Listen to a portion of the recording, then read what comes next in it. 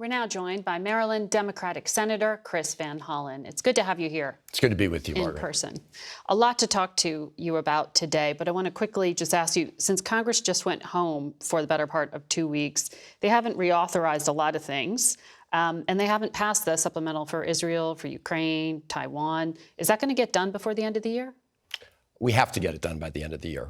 We have to pass the supplemental request, which includes, as you say, desperately needed military assistance for Ukraine, support for Israel, humanitarian assistance, as well as support for our partners in the Indo-Pacific region. One of the issues, as I'm sure you know, that's being discussed is trying to get something done with respect to border security and immigration reform, and there are ongoing bipartisan discussions as we speak. I understand that's happening through the recess. That's true. That is. For the border.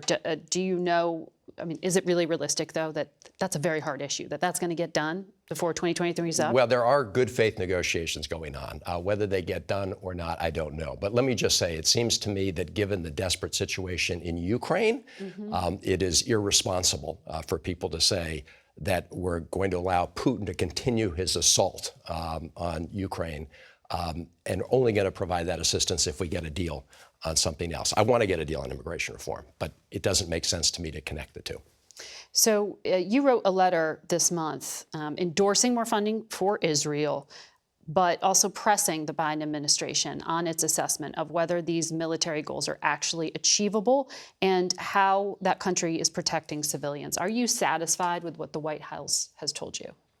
We're still awaiting a public response from the Biden administration. We've not received that public response yet.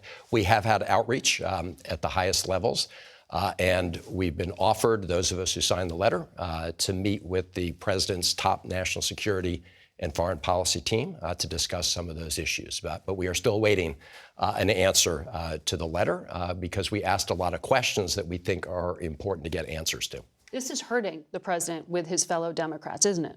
Well, I don't know if it's hurting the president with fellow Democrats. I do think it's important that the president speak out more clearly on this issue.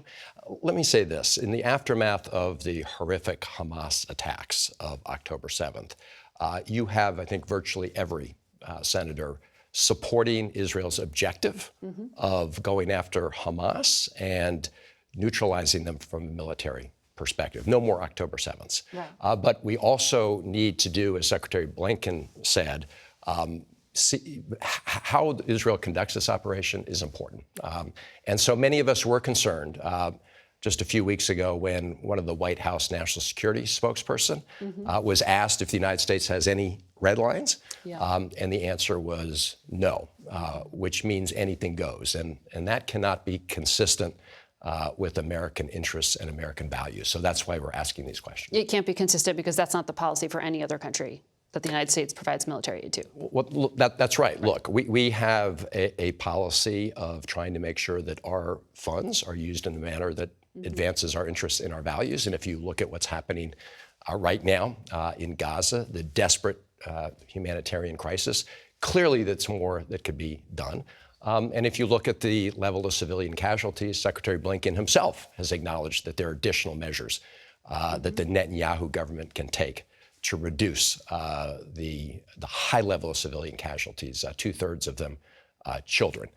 So this is why we're asking the president questions. We want to work with the president to get more assurances that our interests and values will be protected. Okay, we have to take a break, but I want you to stay here with us for more Face the Nation. And all of you stay with us, too.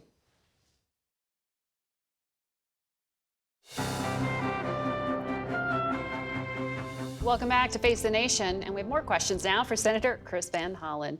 Senator, I want to pick up on something you've been raising concerns about for a while. Going back to July, I found a letter where you were saying to the White House you had concerns about the more than $3 billion in security assistance to Israel because you thought taxpayer money should not shield settlers who are attacking and burning Palestinian villages with impunity. Last night, the president started very publicly saying he's going to start trying to crack down. What do you think of this plan to restrict visas? I was pleased to hear the president say what he said, and I fully support the president's plan to restrict visas from people who have a record of violence against innocent people. So I think that's an important first step. As you know, extreme settler violence against Palestinians has been an issue for a very long time. We've seen a huge spike in extremist settler violence since the Gaza war started, as people have been focused on the war there. 500% increase. The Palestinians have been killed by extremist settlers, their houses burned down, pushed out of villages, olive orchards chopped down in the middle of the olive season, which is the #1 income producing time for a lot of these villagers. So this is a big, big problem. Remember, in the Netanyahu coalition, you have some very extreme members. Smotrich, Ben-Gvir, one of them belongs to the successor party to the Kahanis party, a party that was on the U.S. terrorist watch list. Right. So this is why it's very important for the United States to weigh in and weigh in strongly. I'm glad to see the president do what he did. And they were in the government well before October the 7th. That's right. Just quickly, you've made some statements that being pro-Israel doesn't require being anti-Palestinian and vice versa. Why do you think that that's a controversial statement?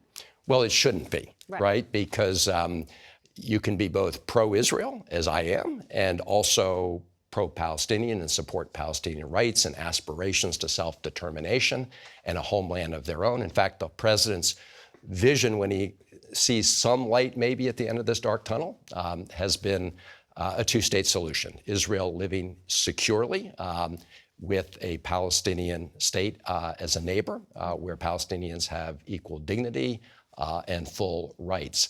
And one of the problems with what's happening on the West Bank right now is when you push the Palestinians off of their lands, you make it even harder to have a two-state solution. You strengthen Hamas, you weaken the Palestinian Authority, and you make it harder. So I was disappointed to see Prime Minister Netanyahu smack down President Biden's call for a two-state solution. This is going to mean that President Biden has to do even more to put forward a clear vision of how we're going to emerge from this very dark tunnel into a brighter future. I think we all hope for a brighter future. Senator, thank you very much for your time today.